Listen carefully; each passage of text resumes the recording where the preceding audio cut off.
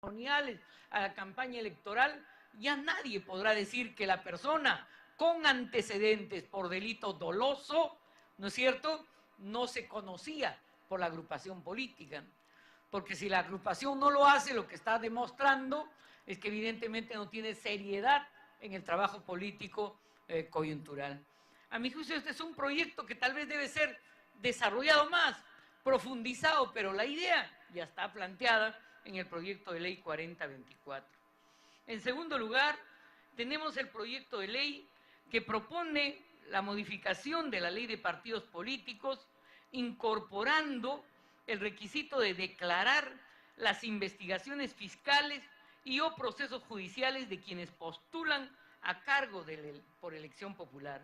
Y el autor de este proyecto, hay varios similares, el que les acabo de leer, el proyecto 422 del 2011, es el congresista Daniel Fernando Abugataz Magluf.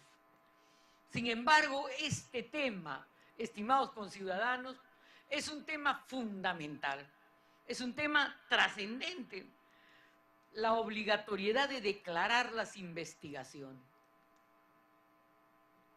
Ojo, en el proyecto no se está diciendo la obligatoriedad de declarar las sentencias condenatorias por delito grave o las sentencias condenatorias por delito doloso, sino el proyecto está diciendo la obligatoriedad de declarar las investigaciones fiscales, es decir, los procesos en que el fiscal ha formalizado la denuncia, aunque todavía incluso no se hubiera inaugurado el proceso penal. Y por supuesto, que duda cabe la obligatoriedad de declarar los procesos judiciales. Y aquí entramos pues a un terreno en que, claro, uno pide 10, pero tal vez la esperanza debe ser pedir 50 o 60.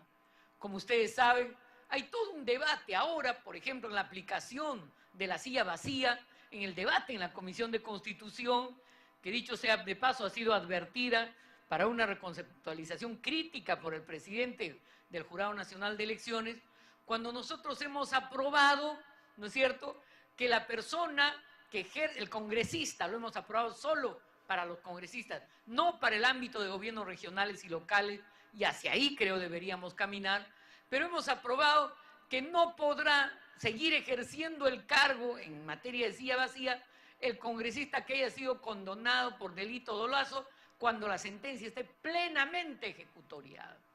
Y en nuestra burocracia, discúlpeme el término malcriado, burocracia, eso en el fondo significa que las reglas de la prescripción, las reglas de la caducidad, las reglas del uso doloso de ampliación de plazos, hagan que el congresista tranquilamente termine su periodo de gestión, bien gracias, y la silla sigue bien ocupada por él mismo, ¿no es cierto? Porque el debate de la silla vacía, como sabemos, la sustentación teórica de la silla es que el partido pierde el escaño, no solamente el congresista condenado, sino el partido.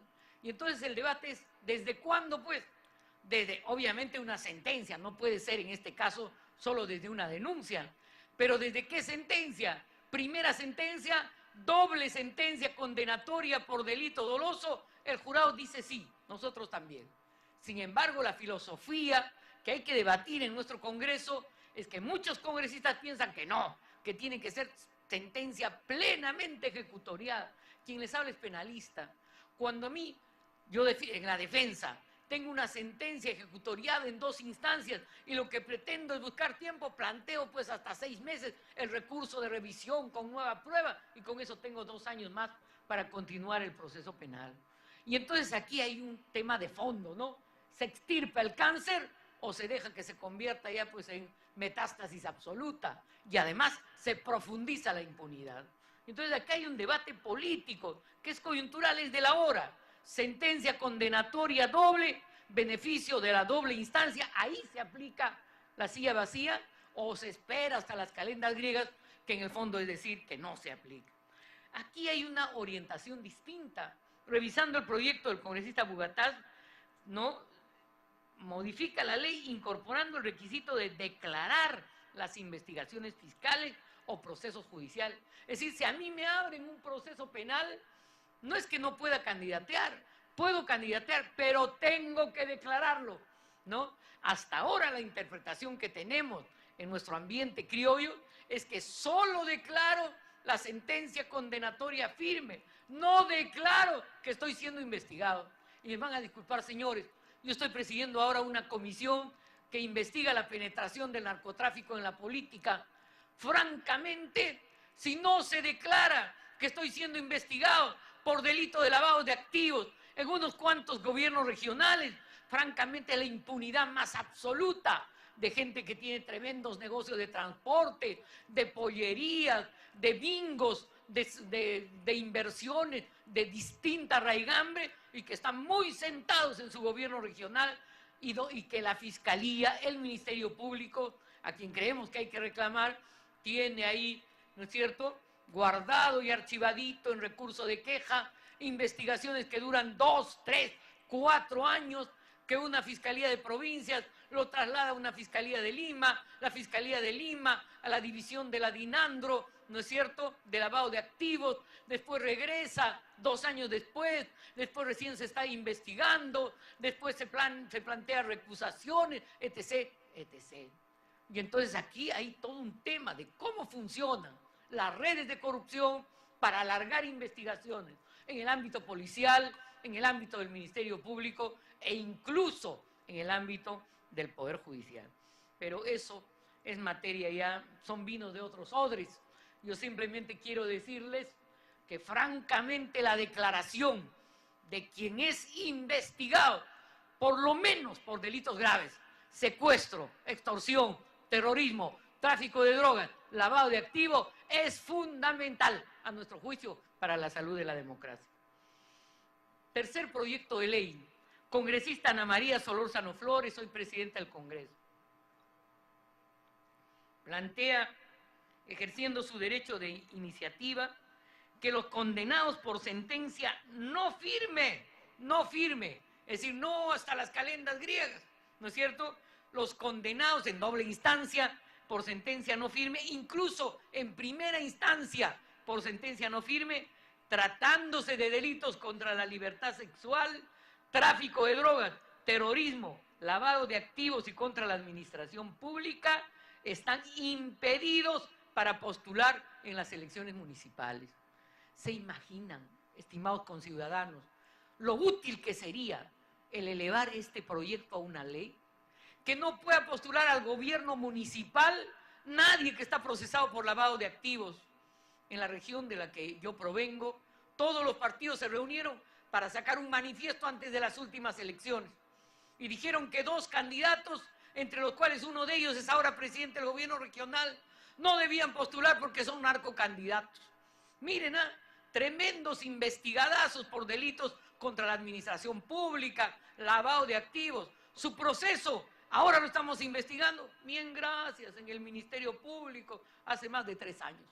Y entonces aquí también hay un recusamiento a cómo funciona la institucionalidad de los servicios de justicia en nuestro país y un dar cuentas que estoy segura que el actual fiscal de la Nación va a motorizar para hacer ver pues en los órganos de control del Ministerio Público por qué duermen tanto el sueño de los justos procesos de lavado de activos, que no se constituyen entonces en impedimento porque el procesado, el investigado, tranquilamente puede postular en nuestro país, aunque sea investigado por tráfico de drogas, por extorsión, ¿no es cierto?, por secuestro, por violación de personas. Proyecto de ley interesante, que por supuesto habría que darle causa. O sea, ideas, estimados conciudadanos, no han faltado en el Congreso de la República. El tema es que también nuestro proceso parlamentario, esta sí es una percepción, la lentitud en el trámite de los proyectos hace que buenos proyectos de distintas bancadas con excelente iniciativa vayan tan lento que termina el periodo parlamentario y francamente no tienen tratamiento y viabilidad. Proyecto de ley 3818, presentado por el congresista Vicente Antonio Ceballos Salinas, que modifica el artículo 10 de la ley 26859, ley orgánica de elecciones, y que básicamente lo que plantea, en esta línea de hablar muy rápidamente, es que no son elegibles los funcionarios públicos sentenciados por delitos contra la administración pública. Claro, pues, los prevaricadores, los malversadores, deben ser elegidos autoridades después de renunciar a su cargo en la administración pública. Nosotros decimos sí, a pesar de que en el escenario de los científicos penales del que yo formo parte, yo me ubico en la corriente minimalista, es decir, aquella que no quiere agrandar cada vez más y más delitos. Pero lo que pasa es que en nuestra política criminal, mientras se sobregiran las penas para los delitos patrimoniales de los estratos subalternos, a estos tremendos delincuentes de cuello blanco, las penas están intactas, bajas y, por supuesto, tranquilamente pueden mantenerse en el sistema, pudiendo ser elegidos los funcionarios públicos que han sido sentenciados por delito, arguyendo pues prescripción, caducidad o que ya cumplieron su condena. Yo pregunto a ustedes, conciudadanos, aquel que robó al Estado, aunque cumplió su condena, ¿debería tener derecho de postular? Nosotros decimos no, ¿no? Bueno, iniciativa del congresista Vicente Antonio Ceballos. Iniciativa de la congresista Julia Tevez Quispe, ¿no es cierto?, congresista oficialista, que modifica artículos de la ley 26859, ley orgánica de elecciones. Artículo 107, impedimentos para postular, ¿no? Y plantea a la congresista, fiel a su género, que no puede postular quienes se encuentran registrados en el registro de deudores alimentarios moroso Redam. Así no, un señor que ni siquiera le da prestación alimentaria a su prole, que generalmente es de naturaleza extramatrimonial. Muy bien, gracias, candidato, ¿no? El honor de representar a la nación. Nosotros decimos no y avalamos este proyecto. Proyecto presentado por el congresista, este sí de mi bancada, Mesías Antonio Guevara Amacifuen, representante de la región Cajamarca de Acción Popular. Plantea incorporar incisos al artículo 14 de la Ley de Elecciones Regionales y plantea que determinadas autoridades, ministros, viceministros, regidores, Consejo de la Magistratura, Jurado de Elecciones, RENIEC, Defensor del Pueblo, Banco Central de Reserva, es decir, funcionarios de alto nivel, pero en el ámbito regional, los presidentes de consejos transitorios de administración regional, prefectos, subprefectos, gobernadores, directores regionales sectoriales, miembros de comisiones ad hoc, ¿no es cierto?, si no han renunciado por lo menos 120 días antes de la fecha de elección, no pueden candidatear. También los alcaldes y regidores que hubieran sido revocados o vacados de su cargo por delito doloso, porque yo estoy totalmente de acuerdo en que hay que reconceptualizar muy críticamente la institución de la revocatoria. Creo que fue el doctor Cucho que en una charla a la comisión que presido nos informó que un día después de la victoria electoral ya están yendo a comprar kit de revocatoria. Esa es una desnaturalización terrible de la revocatoria. Entonces esto es un tema de asuntos de enemigos políticos y no de salud de la democracia. Entonces, obviamente, parte de la remoción del sistema electoral es el balance de la naturaleza de la revocatoria. Pero los alcaldes que hubieran sido revocados en sus cargos por delito doloso, dice Mesías Guevara Amacifuen, es decir, por delito doloso generalmente, ¿no es cierto?, los delitos de naturaleza patrimonial en el ámbito de gobiernos regionales y locales, delitos contra la administración pública, no deben ser candidatos. Tampoco los funcionarios públicos destituidos o inhabilitados. Miren, señores, yo fui presidenta del Instituto Nacional Penitenciario. Hicimos un concurso para incorporar operadores al INPE. Se presentaron unos señores que habían sido destituidos por delito doloso de corte patrimonial. Y no me lo van a creer, yo tuve que aguantar una serie trascendente de presiones de parte de autoridades políticas que me obligaban a aceptar que candidaten para volver a reingresar al Instituto Nacional Penitenciario. O sea, el regreso, ¿no es cierto?, de los rateros a la institucionalidad penitenciaria. Bueno, pues a ninguna institucionalidad del Estado deben regresar los alcaldes y regidores vacados por delito doloso, los destituidos o inhabilitados de conformidad con el artículo 100 de la Constitución. Los condenados por delito doloso, los que incumplen obligación alimentaria, ¿no es cierto?, los que han sido enjuiciados por reconocimiento de paternidad y se niegan a someterse a los exámenes. Bien clarito, ¿no? ¿Qué tal hombrecito? Tiene un hijo, lo demandan para declaración judicial de filiación extramatrimonial y el hombre no va, pues.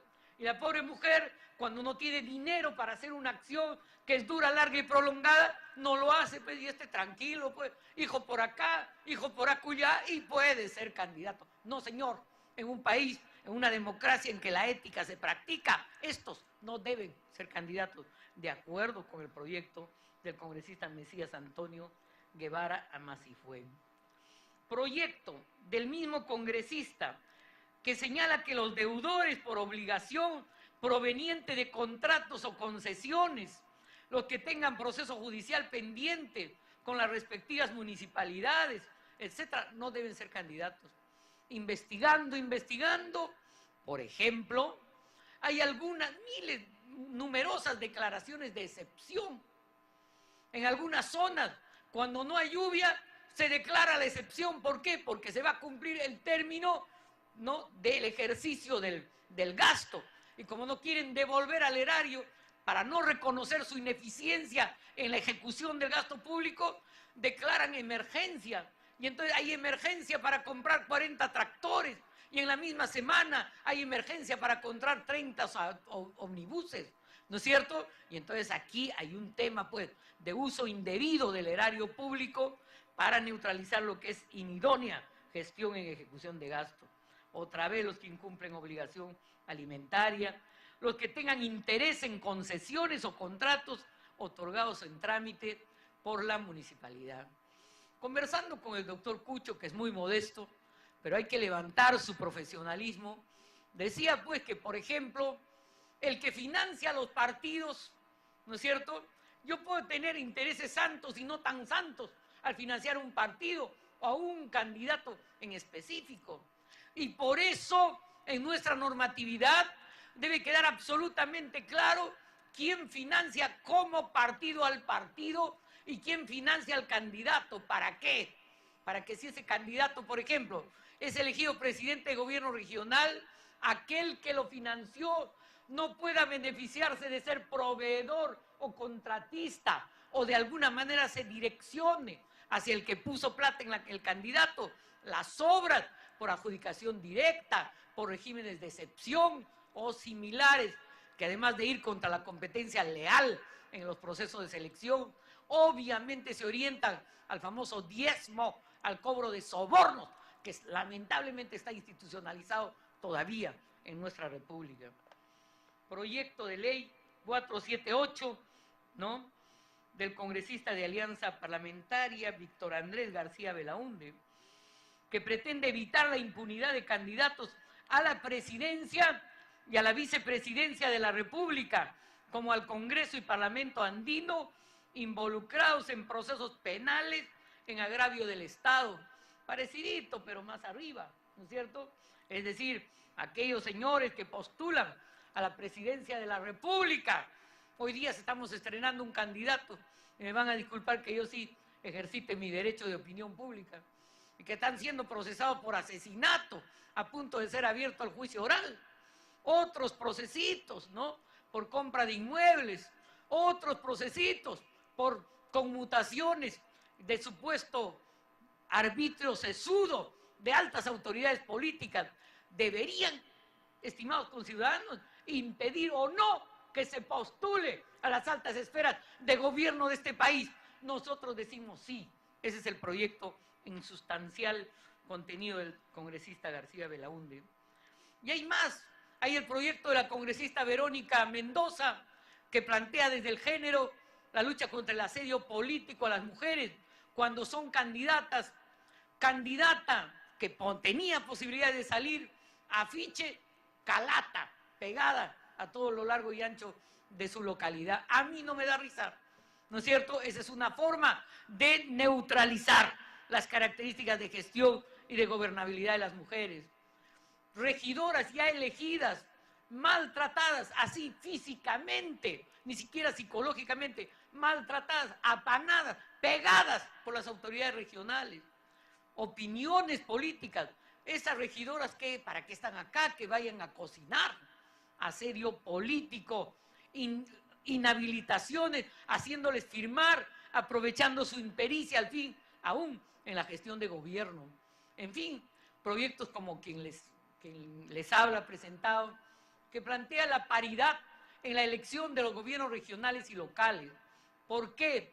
En nuestro sistema político no hay la paridad, y el congresista Yatas, presidente de esta comisión, se comprometió con nosotros en que en la Comisión de Constitución íbamos a aprobar la paridad, señor, que garantiza la presencia de las mujeres en el espacio público.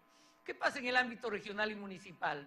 La normatividad está construida de tal manera que el alcalde que sale con la mitad de la lista que él levanta.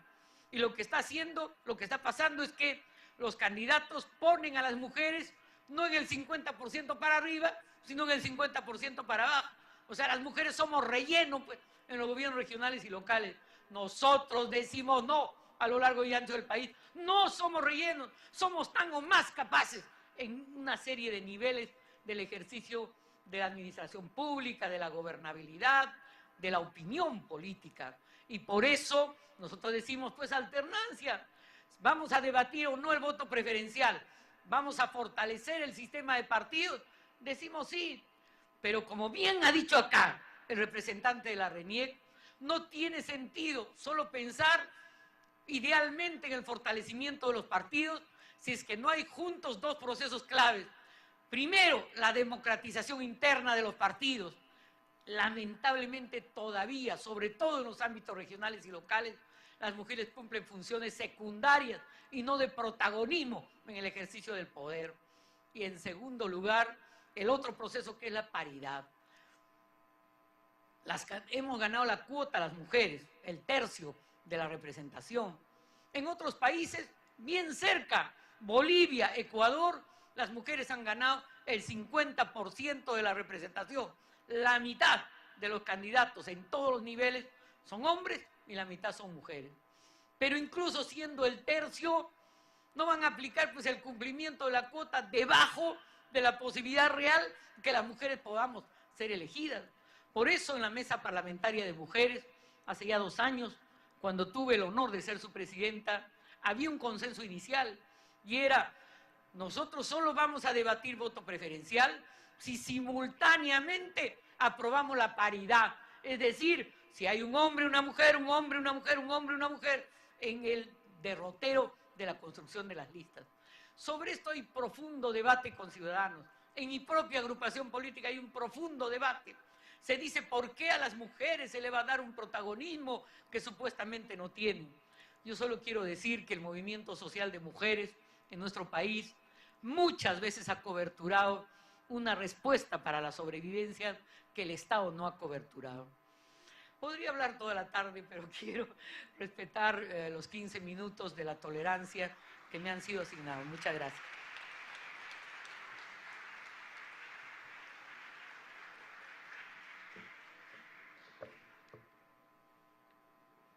Agradecemos la participación de la señora congresista de la República, Rosa Mavila León, congresista por Acción Popular Frente Amplio. Continuando con propuestas sobre reforma electoral de los grupos parlamentarios, hará uso de la palabra el señor congresista de la República, doctor Omar Chejade Moya, representante del nacionalista de Gana, Perú. Bienvenido.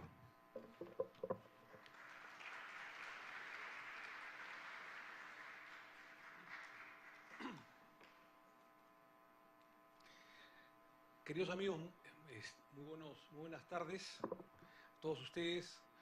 Especial cariño y saludo al presidente del jurado, el doctor, mi amigo Francisco Tábara. Saludos al doctor Rodríguez Vélez, al doctor Gerardo Tábara, al doctor Mariano Cucho, a mi amiga la doctora Rosa Mavila, congresista de la República.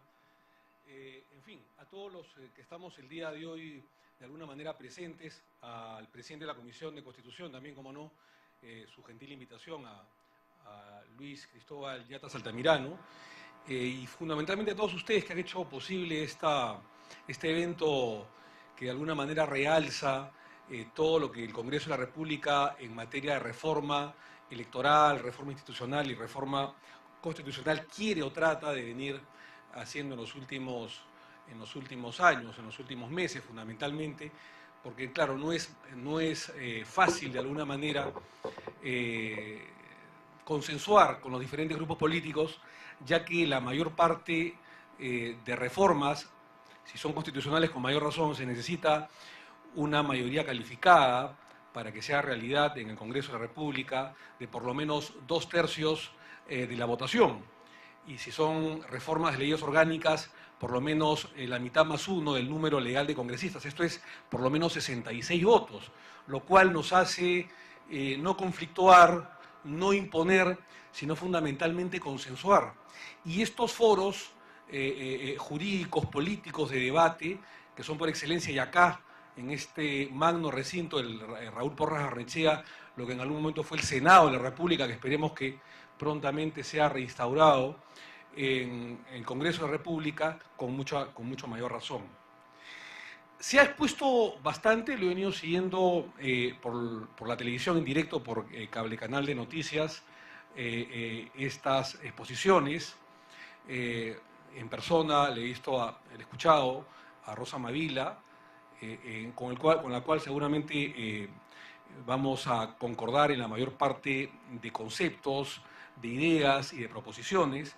Hemos visto los proyectos de ley que han sido presentados por Mesías Guevara, por Daniela Huataz, por Ana María Solórzano, Julia Tevez, entre otros congresistas de la República, y seguramente vamos a consensuar en la mayor parte de ellos. Sin embargo, creo que lo que hace falta ya en esta penúltima, prácticamente, legislatura, porque el próximo año comienza de lleno la campaña electoral y seguramente muchos de los representantes del Congreso van a optar legítimamente por la reelección, es ponernos de acuerdo y decisión política. O sea, el debate es importante, pero hay que ya de una vez pasar a la acción y llegar a la votación. Yo me acuerdo que cuando presidíamos la Comisión de Constitución, se habían aprobado una serie, y se han aprobado una serie de proyectos de ley y de reforma constitucional, pero falta justamente que esto que se ha aprobado en la Comisión de Constitución, que son los proyectos de ley, se aprueben en el Pleno del Congreso de la República. Y para eso hace falta decisión política. No solamente, y está muy bien, debatirlos, consensuarlos, sino llegar al voto, pasar al voto finalmente. Porque cuando se trata de las reformas constitucionales o las reformas de leyes orgánicas, repito, la valla es muy alta. Y es importante que no hayan ausencias en el Congreso de la República y que el día del Pleno no solamente estemos dispuestos a exponer nuestras ideas o a debatir o a discrepar, sino fundamentalmente llegar al voto. Y es por ello que más allá de los filtros que muy bien se han dilucidado el día de hoy a través de los proyectos de ley presentados, como la ventanilla única, ¿no es cierto?, para que haya, evidentemente, dentro de estas presentaciones ante el Jurado Nacional de Elecciones, quiénes son los candidatos que están procesados o que tienen condena por diferentes delitos, o que exista la hoja de vida de los candidatos a cargo de elección popular, o los impedimentos, o lo que bien ha señalado Rosa Mavila el día de hoy, que es la famosa silla vacía, nosotros pasemos de una buena vez a lo que nosotros hemos denominado el fortalecimiento institucional, el fortalecimiento de las instituciones democráticas en el país. Y no puede haber una verdadera y sólida democracia si no hay partidos políticos en serio.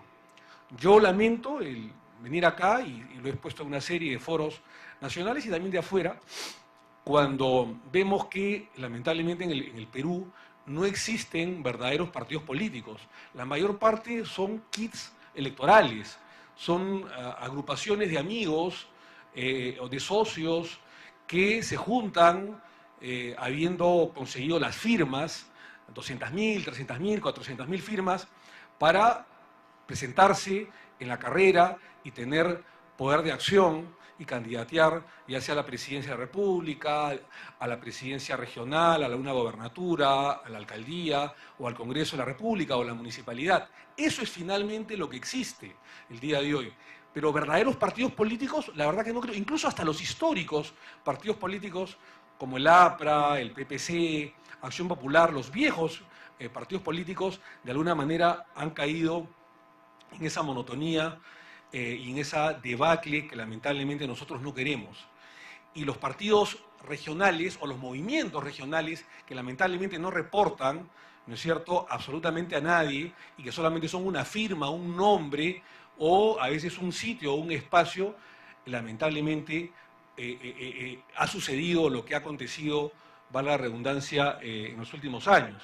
Es decir, al presidentes regionales que tienen procesos serios o que están confinados en diferentes cárceles o que han delinquido por diferentes delitos. Y es porque evidentemente se ha perdido la noción de partido, y es que a comienzos del 90 o a finales del 80, con la famosa tendencia independentista en que soy independiente, soy liberal, en mi postulación y como tal no reporto a nadie, no reporto a mi presidente del partido, no reporto a la comisión política, no reporto a la comisión de ética, no reporto a ninguna autoridad, sino solamente a mí o al financiamiento que yo he tenido, entonces se ha ido perdiendo lo que es la noción de partido político. Eso creo yo que es lo que hay que recuperar. La reforma electoral está muy bien. Hemos leído, hemos escuchado las diversas exposiciones y por supuesto que tienen que existir los filtros. Por supuesto que, como ya se aprobó en la Comisión de Constitución hace poco más de un año, los candidatos que tienen procesos por narcotráfico o que tienen procesos por terrorismo graves o por violación de los derechos humanos no pueden, evidentemente, postular hasta que no se dilucide su situación jurídica, su situación judicial.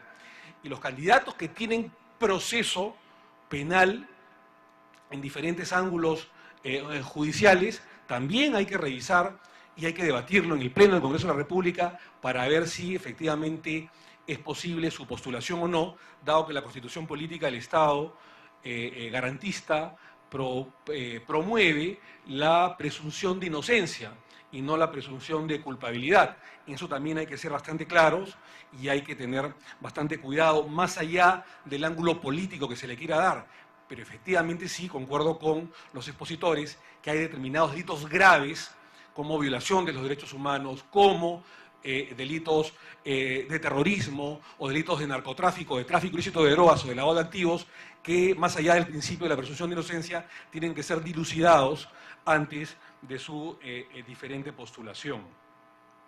Sin embargo, pienso yo que la reforma, más allá de lo que se ha propuesto, debe ser integral. Se ha hablado mucho de la silla vacía, ¿no es cierto?, que ya existe en Colombia o en otros países. Yo estoy de acuerdo con ello. Solamente decir que en Colombia y en otros países, efectivamente, existiendo la sanción de la silla vacía al que delinque, sobre todo por graves delitos, existe también, porque en esos países existe lo que se llama, en el Parlamento, el representante, el congresista o el diputado suplente, que no es igual, pongo el caso, por ejemplo, de Colombia o El Salvador, que no es igual que el congresista accesitario o el candidato que no llegó a ser elegido congresista y sin embargo por el número de votos que obtuvo es el primero o segundo accesitario si un parlamentario de su jurisdicción es destituido, desaforado o el congresista de la República, digamos, de alguna manera es desaforado, repito, del Congreso del Parlamento de la República. No, en Colombia y en El Salvador y en otros países de Latinoamérica, el parlamentario suplente es un parlamentario que ejerce su profesión política, que es remunerado, que tiene todas las gollerías, las facultades, los derechos y también las obligaciones y los deberes que tiene un parlamentario. ¿Cuándo este parlamentario entra en función? Cuando, por ejemplo, el parlamentario titular o el congresista, diputado, senador titular no asiste al Congreso de la República, a un debate o a una votación o está de viaje. Entonces, ahí inmediatamente el parlamentario representante suplente acude a su curul, ¿no es cierto? Acude a su curul para representarlo, para debatir, incluso para votar. Y es por ello que muchas veces no se conoce a ciencia cierta toda la nómina exacta de toda la representación parlamentaria, porque el parlamentario suplente, ¿no es cierto?, suple, como su propio nombre lo señala, al parlamentario titular que en ese momento no está en funciones, que está de viaje, que no ha podido llegar al Parlamento o que tiene alguna enfermedad o algún impedimento para debatir o votar. Eso también habría que aclararlo, cosa que en el Perú no existe. Sería interesante porque si en el Perú existiera el parlamentario o el congresista suplente, ¿no es cierto?, muchas veces, y esto no es obviamente una legitimación ni justificación, los plenos estarían, por supuesto, más llenos, estarían con mayores parlamentarios y probablemente se podrían aprobar muchas normas de reforma constitucional que exigen una valla bastante alta, es decir, los 2/3. Porque lamentablemente también hay que decir que muchas veces en los plenos se ven sillas vacías, no por sanción, sino efectivamente porque el parlamentario, por diversas causas, no asiste al Congreso de la República, ya sea por irresponsabilidad, ya sea por ocio, ya sea por causas de enfermedad o por licencias que a veces existen. Creo que ese es un tema que también habría que analizar. Pero repito, más allá de la reforma electoral, que hay que hacerla, que hay que plasmarla ya en el documento y que hay que aprobarla ya en el Pleno del Congreso de la República, creo yo, mis queridos amigos, que la reforma debe ser integral. Y es por eso que cuando nosotros visitábamos una serie de países cercanos, hermanos, fraternos, en Latinoamérica, como por ejemplo Colombia, y siempre pongo el ejemplo y el espejo de Colombia, que tiene un nivel de institucionalidad bastante alta y que ha salido de esa debilidad que tuvo hace muchos años, creo yo que es importante plasmarla como ejemplo en el Perú. Hace algunos meses invitamos a un senador colombiano, amigo nuestro, que es el senador Juan Manuel Galán, hijo del asesinado líder político del Partido Liberal colombiano, Luis Carlos Galán, asesinado por la mafia, el narcotráfico de Pablo Escobar, el cartel de Medellín, allá por los albores de agosto de 1989, para ser más precisos. Y cuando lo llevábamos a una serie de entrevistas a diferentes serios medios de comunicación, le hacían una pregunta que hasta el día de hoy me ha quedado en la memoria y que se las traslado a ustedes. Los periodistas le preguntaban cómo es posible, y con muestra de satisfacción y de una envidia sana, cómo es posible que Colombia, ¿no es cierto?, un país azotado por la guerrilla, por el narcotráfico, por el terrorismo y por diferentes lacras, haya salido adelante, haya podido triunfar y haya podido tener una de las economías más importantes de América Latina, junto con, digamos, la chilena, la mexicana, la brasileña y la peruana, ¿no es cierto?, que de alguna manera hemos logrado crecer en los últimos 15 años de manera sostenida y por algo somos miembros fundadores de la famosa Alianza del Pacífico. Entonces, ¿cómo es que Colombia surgió? ¿Cómo es que Colombia pudo derrotar? ¿Y cómo es que Colombia pudo, de alguna manera, mantenerse en vigencia en materia económica? Y Juan Manuel Galán, el senador, dio una respuesta muy sencilla, pero muy contundente. Dijo, apostamos en nuestras instituciones. Apostamos en la institucionalidad democrática del país. Si nosotros queremos, mis queridos amigos, mantener, más allá de las discrepancias políticas económicas, el crecimiento económico que el Perú ha podido tener en los últimos 15, 18, 20 años, fundamentalmente en democracia en los últimos 15 años, debemos apostar, como dijo el senador colombiano Juan Manuel Galán, por las instituciones del país. Y esto no pasa que en apostar justamente en lo que apostó Colombia, es decir, en los partidos políticos, en su poder judicial, en su poder ejecutivo, en su sistema electoral, en su Congreso de la República. O sea, no le hacemos nada bien, más allá de los problemas y los defectos y los errores que los parlamentarios podamos cometer, no le hacemos nada bien simplemente en quedarnos en el denuesto, en denostar al Parlamento y la majestuosidad del Congreso de la República. Hay que proponer soluciones. Porque no puede existir democracia sin partidos políticos y tampoco puede existir democracia, mis queridos amigos, sin poder judicial y no puede existir democracia sin Congreso de la República, un Congreso de la República fuerte, no débil, un Congreso de la República fuerte, absolutamente fuerte. Y eso también pasa por una importante reforma electoral. Por eso decía que la reforma obligatoriamente tiene que ser integral, que está bien la silla vacía, apoyamos la silla vacía, apoyamos estos impedimentos, estos filtros dentro del sistema electoral, dentro de los partidos políticos. Pero nada de esto va a cambiar en serio y no nos vamos a poder parecer a Chile o a Colombia en lo que es reforma institucional y fortalecimiento institucional si no tomamos la reforma de manera integral. Se ha comenzado con algo, que es la no reelección inmediata de presidentes regionales y alcaldes. Fue una idea que la propusimos nosotros cuando integramos y presidimos la Comisión de Constitución, con Rosa Mabile en la vicepresidencia, con muchos de los congresistas de la República que han estado interviniendo en los últimos foros. No es, digamos, la panacea lo que se ha aprobado en primera votación, pero creo que es un avance importante que yo espero que el Congreso de la República, más allá del cálculo electoral, pueda ratificar en segunda votación, que es una reforma constitucional, en el mes de marzo, y que la presidenta del Congreso muy bien se ha comprometido. Creo yo que parte de esta reforma electoral y de esta reforma a la ley de partidos políticos pasa necesariamente, mis queridos amigos, yo sé que a muchos parlamentarios no les va a gustar, por la eliminación del voto preferencial, ¿no es cierto? Yo estoy absolutamente seguro de que los que no están a favor de la eliminación del voto preferencial van a decir, claro, pero tampoco existe pues la democracia dentro de los partidos políticos, lo que hablaba el día de hoy la doctora Mavila.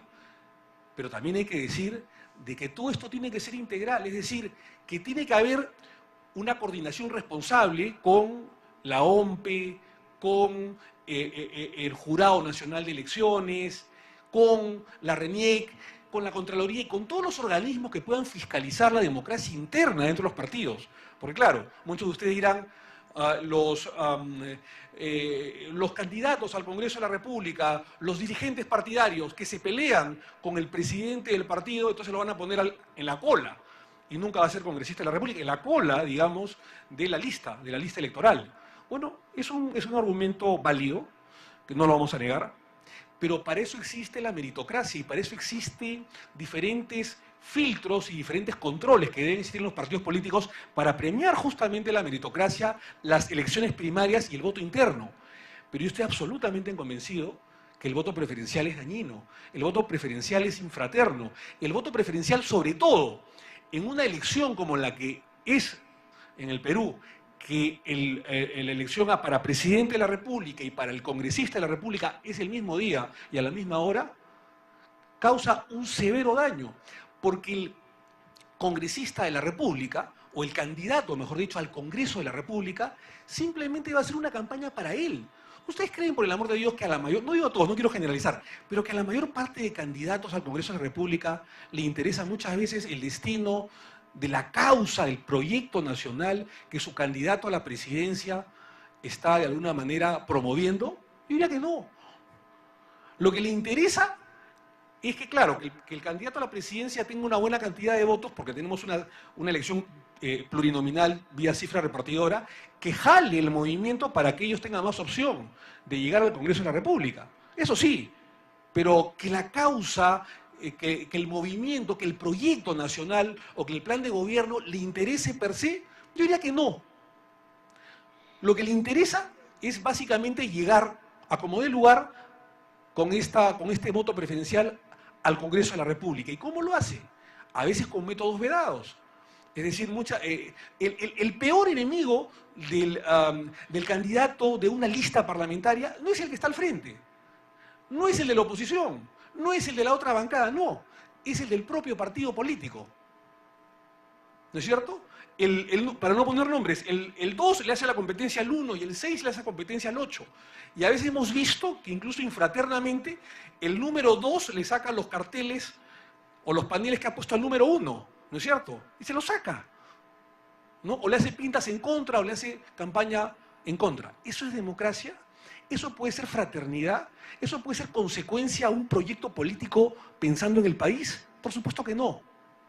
Por eso es que, ojalá, en algún momento, como sucede no solamente en Colombia, como sucede en Chile, o en Estados Unidos, o en Italia, o en Francia, o en España, las elecciones para el Congreso de la República, mis queridos amigos, no coincida necesariamente con el candidato a la presidencia de la República.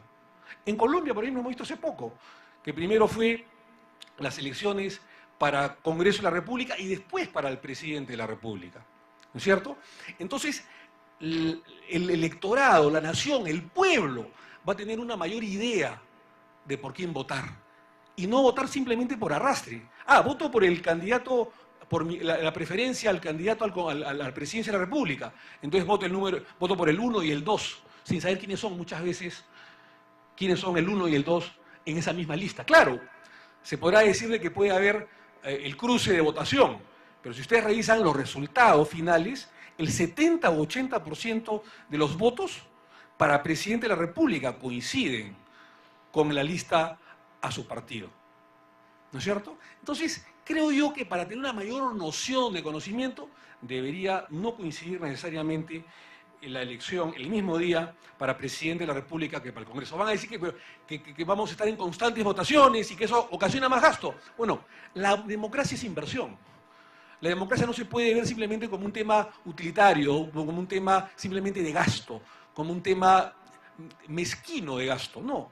Si queremos que las instituciones sean fuertes, hay que invertir en la democracia. Y hay que invertir, cómo no, en las elecciones, como sucede en otros países que nos llevan lamentablemente a la delantera. Por eso digo yo que el voto preferencial no fomenta una democracia, fomenta más bien la plutocracia, es decir, que el candidato que tiene más dinero, tiene más acceso o más opciones, más acceso a la prensa, más acceso a los medios de comunicación y obviamente tiene mayores oportunidades de salir elegido como parlamentario, como congresista, salvo las excepciones. Por eso digo que funcionando la democracia interna, las elecciones primarias y la meritocracia en los partidos políticos, debería eliminarse el voto preferencial. Pero para eso hay que tener conciencia y hay que marchar hacia ello. Creo yo en el financiamiento estatal a los partidos políticos. Yo sé que esto no es una medida de alguna manera popular, ¿no es cierto? Pero, mis queridos amigos, sin dinero no se puede hacer política, no nos engañemos, ¿no es cierto? Quien les venga a contar de que sin dinero, sin recursos económicos, sin presupuesto, se hace política, es absolutamente falso. Porque desde el momento que el candidato, el dirigente partidario, está viajando a una provincia, ya está gastando dinero. Ni qué decir en las campañas publicitarias. Por eso es que lo que ya se aprobó en la reforma de ley de partidos políticos, es decir, que es el financiamiento estatal a los partidos políticos, es lo que debería de una vez aprobarse en el Pleno del Congreso de la República. Esto es una medida urgente. Los únicos países, mis queridos amigos, en la que no existe financiamiento estatal a los partidos políticos en Sudamérica es Venezuela y Perú. Y esas son sus conclusiones. Es Venezuela y Perú. En todos los demás países existe el financiamiento estatal a los partidos políticos. Por supuesto que acá no se trata de que hay una farra electoral, que no hay una farra de dinero, de recursos económicos. Por supuesto que no. Tiene que ser controlado, tiene que ser discreto, tiene que ser gradual, como es lo que se ha aprobado en la Comisión de Constitución. ¿No es cierto? Y creo yo que aprobando esto en el Pleno del Congreso de la República, es decir, el financiamiento estatal a los partidos políticos, lo que va a suceder es fortalecer a los movimientos o partidos políticos. ¿Y para qué va a servir esto? Todavía no hemos llegado a las campañas electorales. Va a favorecer, en primer lugar, para formar cuadros partidarios, para que no existan los improvisados en la política, lo que hablaba muy bien Rosa Mavila, la gente que se quiere lanzar por lanzar y que tiene procesos judiciales. Hay que apostar justamente por la gente de adentro, por los cuadros partidarios, por los jóvenes, por las mujeres del país y del Perú, que puedan hacer vía partidaria, vía política en los partidos políticos. Y justamente ellos, a través de la meritocracia y a través de lo que han aprendido de sus líderes políticos, poder llegar no solamente al Congreso, a la presidencia de la República, a los ministerios, a las presidencias regionales o a las alcaldías o a las regidurías. Eso es vida política. Por eso hay que apostar en los partidos políticos. para fortalecer las bases, para el mantenimiento de las bases partidarias, es obvio que se necesita un financiamiento del Estado hacia los partidos políticos. Chile, por ejemplo, ha ido mucho más allá. Es decir, ha ido incluso a financiar campañas políticas. Eso habría que todavía evaluarlo.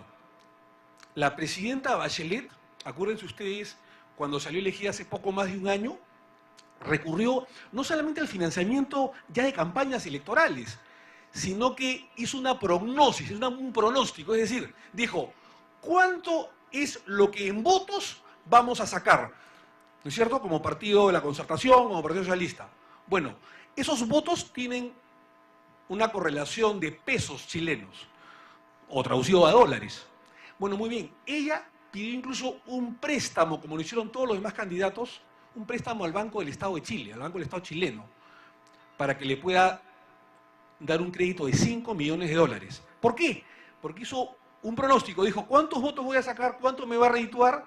¿Y cuánto yo como soporte financiero voy a pedirle al Estado chileno para que él me pueda dar como persona jurídica un préstamo bancario para la campaña? Y el Banco del Estado chileno le dio los 5 millones de dólares. Y por supuesto se los retornaron cuando después el Estado, a través de los votos que el Partido Socialista sacó y la presidenta de Chile sacó como candidata, la presidenta Bachelet o la candidata Michelle Bachelet sacó, le retornó al Banco del Estado chileno los 5 millones de dólares. Eso es democracia. Y a nadie en Chile se le ocurrió, como se dice, pitear y decir que hay corrupción o hay algo raro, algo sospechoso en dicha norma.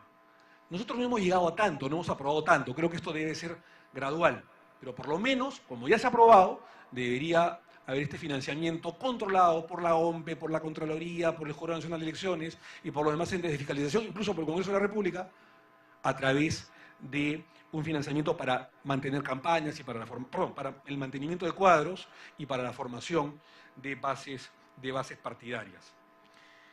Se ha hablado mucho de la imprescriptibilidad para los delitos de corrupción. Estoy absolutamente de acuerdo.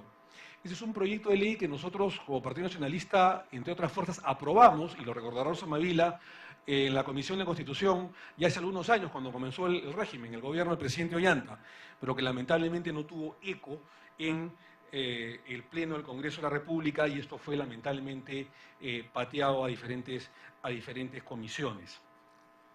Creo yo que es importante eliminar el caudillaje. Es importante eliminar el caudillaje. Yo soy uno de los convencidos que incluso no debería existir, ya se ha aprobado la no reelección de alcaldes y presidentes de región. Y eso por una razón sencilla. ¿Elimina la corrupción? Sí, pero no es la razón más importante. Lo que hace, de alguna manera, es que el candidato, que al mismo tiempo es presidente de región y alcalde, no utilice los fondos públicos, el erario nacional, o el erario en ese momento regional o municipal, para estar en ventaja con relación a los demás candidatos que vienen de afuera y poder reelegirse, como sucede muchísimas veces. Esa es la principal razón de la no reelección de alcaldes y presidentes de región, que ya se aprobó en primera votación, que se aprobó en la Comisión de Constitución y ya se aprobó en primera votación en el Pleno del Congreso de la República. Porque así como el presidente de la República, esa es la razón principal, no puede reelegirse de manera inmediata para no repetir las nefastas consecuencias históricas, como sucedió en la década del 20 con Augusto Bernardino Leguía Salcedo, presidente de la República, que se le reeligió 3 veces, y con Alberto Fujimori, ¿no es cierto? Los dos lamentablemente tuvieron un final infeliz, y los dos utilizaron el erario nacional para poder reelegirse, porque es imposible muchas veces que los entes de control puedan, de alguna manera, poder fiscalizar ese tipo de campañas del presidente en funciones. Por esa razón es que no se permite la reelección inmediata. Y no se debe permitir tampoco la reelección inmediata de presidentes y alcaldes. Muchos dirán, y también el congresista que lo haga, bueno, que se debata, no estamos en contra de eso. Pero ojo una cosa, en el caso del congresista es muy distinto. Nosotros no manejamos recursos públicos. Nosotros no tenemos iniciativa de gasto, como lo tiene el presidente de la República, como lo tiene un alcalde o un presidente de región. No tenemos iniciativa de gasto. No manejamos caja fiscal, caja o un erario público. No lo podemos, incluso bajo sanción. Es imposible eso. Y además somos un cuerpo colegiado de 130. ¿No ¿cierto? Son diferentes los casos. Pero bueno, en fin, los que están a favor del debate, que se abra el debate. Pero es importante que esto de una vez se apruebe. Pero lo que decía, esta es la idea central. Así como estamos en contra de que un presidente de la República y un presidente regional o alcalde se reelija en manera inmediata, particularmente, esta es una propuesta que yo le he hecho hace muchísimo tiempo, y ojalá que en algún momento nos puedan acompañar para evitar el caudillaje y candidatos mesiánicos muchas veces. Yo estaría de acuerdo incluso que no exista la reelección presidencial del presidente de la República, me refiero, ni mediata ni inmediata. Por una razón sencilla, esto ya es una experiencia que sucede en México, ¿no es cierto? Y que sucedió en Colombia hasta que Uribe, ¿no es cierto?, que se creía también un Mesías, muy aparte de la buena o mala administración que haya tenido, cortó, ¿no es cierto?, lo que había en Colombia, es decir, la no reelección presidencial ni inmediata, por una razón sencilla. Primero, porque el presidente de la República, que ha tenido ese alto honor de ocupar la primera magistratura, ¿no es cierto?, primero debería empeñarse en hacer el mejor de los gobiernos, ¿no es cierto?, sin pensar que va a volver a gobernar después. Y en segundo lugar, porque ese expresidente de la República, una vez que termina su mandato, regresa a su partido político, regresa al partido político donde es el líder, el fundador, o tiene un gran tipo de aceptación. ¿Para qué? Para hacer docencia política dentro de su movimiento, para hacer política dentro de su movimiento y para no taponear a los jóvenes cuadros partidarios que quieren llegar a ser como él. Lamentablemente en el Perú siempre existió pues, el mesianismo, ¿no es cierto? El que ha sido presidente de la República siempre quiere ser candidato a la presidencia de la República y en su partido nadie va a osar a poder, digamos, candidatear o liderar una lista a la presidencia. Nadie. Por eso es que se han dado diversos hechos en los que, por ejemplo, Alan García fue 1 o 2 veces presidente de la República, quiere ser nuevamente presidente de la República, el señor Toledo, y así sucesivamente Belaúnde lo fue, y así si revisamos la historia, han habido ese tipo de reelecciones, taponeando, repito, a sus cuadros partidarios y dejando de hacer vida política como un pope. Ojalá que en algún momento la experiencia mexicana llegue al Perú y lo que fue la experiencia colombiana de la no reelección presidencial inmediata también nos ilumine. Finalmente creo yo en la restauración del sistema bicameral en el país. Lo hemos expuesto en diversas oportunidades, hemos traído a diversos personajes nacionales, internacionales, a senadores de talla nacional y mundial, y nosotros creemos en la revisión de las leyes. Creemos que una ley mal dada puede costar el sueldo de 200 o 300 parlamentarios. Y es por eso que creemos en una Cámara reflexiva, en una Cámara revisora, en una Cámara que tenga visión nacional y no como la que tenemos el día de hoy, débil, que tiene una visión simplemente, digamos, regional, ¿no es cierto? No es malo que una Cámara tenga visión regional, absolutamente que no. Pero el Congreso de la República debe tener esas dos cámaras. La Cámara de Diputados, ¿no es cierto?, en la que congregue los pedidos, las urgencias de todas nuestras regiones, incluyendo Lima, y esa Cámara de Senadores, revisora, reflexiva, que tenga una visión de país, una visión de Estado, que lamentablemente el día de hoy se ha perdido. Y es por eso que lamentablemente quien ejerce el actual Senado de la República en la práctica es el Consejo de Ministros, ¿no es cierto? Es el Poder Ejecutivo. Y la gran mayoría de leyes, lamentablemente, son observadas, no solamente en este gobierno, sino en los últimos congresos unicamerales por los poderes ejecutivos. Fundamentalmente porque no existe reflexión y porque no existe un adecuado Senado de la República, que ojalá en algún momento regrese. Lo hemos propuesto nosotros, lo hemos aprobado ya en la Comisión de Constitución hace un poco más de un año, y esperemos que pronto se haga realidad. Creemos en los distritos uninominales, Creemos que yo no soy partidario, por ejemplo, de que en el Congreso de la República existan 10, 8, 10 o 12 bancadas, ¿no es cierto?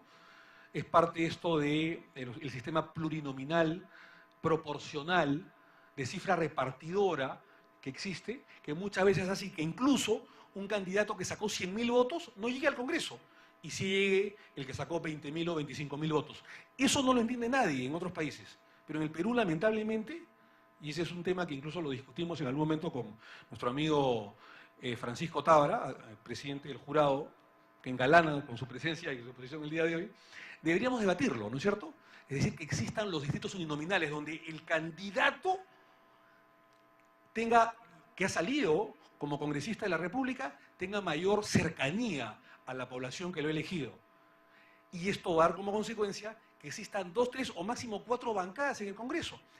Y va a tener además un aliciente, que existiendo menos bancadas va a ser mucho más fácil ponernos de acuerdo en los temas de Estado, en los temas más importantes. Creo yo que eso es sumamente importante. Hemos visto muchas reformas más. Hay que analizar el tema del transfugismo. No es fácil. Yo entiendo que hay legítimas razones para que muchos parlamentarios se opongan a esto. Yo he sido uno de los propulsores de la sanción al transfugismo, pero también es cierto de que también hay que evaluar cuando los partidos transfugan de ideas, ¿no es cierto? Cuando cambian de proyectos. Entonces creo yo que ese es un tema a analizarlo para que exista una equidad y una balanza y un equilibrio, digamos, entre las personas que de alguna manera salen o renuncian de un partido político porque el plan de gobierno no es el que se propuso desde los albores de la campaña electoral. Pero sí es evidente que el transfugismo debe ser sancionado y que debe haber una ley que de alguna manera lo regule. Por eso repito, la reforma electoral, bienvenida sea, ¿no es cierto? Bienvenidos sean los proyectos.